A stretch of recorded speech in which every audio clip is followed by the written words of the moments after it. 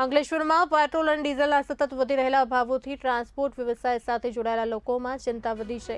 છેલ્લા કેટલાક દિવસોમાં ઈંધણના ભાવમાં થયેલા વધારાને કારણે માલવાહક વાહનોનો ખર્ચ વધી રહ્યો છે, જેને કારણે ટ્રાન્સપોર્ટરો હવે માલભાડું વધારવાની તૈયારીમાં છે।